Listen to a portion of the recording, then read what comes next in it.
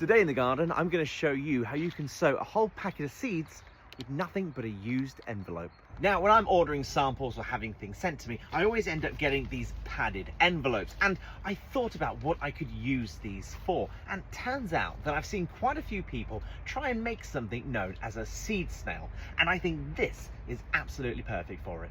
Seed snails are a great way to save space when you're planting your seeds indoors. It can be made of cardboard, newspaper, or even bubble wrap. But in this case, I've combined paper and bubble wrap by using this Jiffy envelope. And all you do is we'll put some compost over the top and we'll roll this up and create individual pockets in which we can put our seeds in. So let's crack on.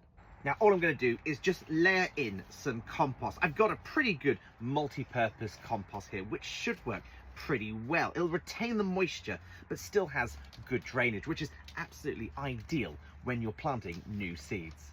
With a thin layer of compost now on top of the bubble wrap layer, I'm just going to slowly roll this up. And don't worry if it expands out the side. That actually makes life a little bit easier for us. Now that it's all rolled up, you can see I've got these individual pockets here in which I can start to put my seeds in. Now, this does need to be held together with something. You can use a rubber band or some tape, but in the interest of keeping this as organic as I can, I'm just going to put it in a small pot like that to help it hold its shape.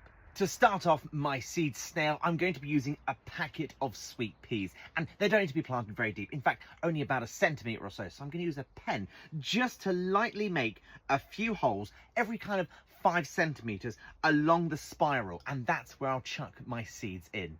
When it comes to sowing sweet peas, I always like to soak them in a jug of water for about 24 hours. I find that just softens the shell and makes sure they germinate a little quicker. And all I'm going to do is push these into the indents I've made in the soil.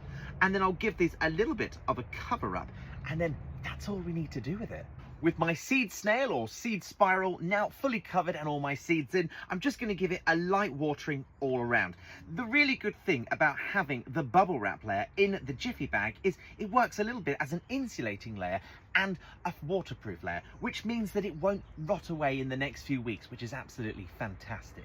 We'll keep these indoors for about 2 or 3 weeks until it starts to look a bit like this. And once you've given it its first pinch and it's at a reasonable height, you can put these straight outdoors in the greenhouse and they'll be absolutely fine until we plant them out in May. Take care.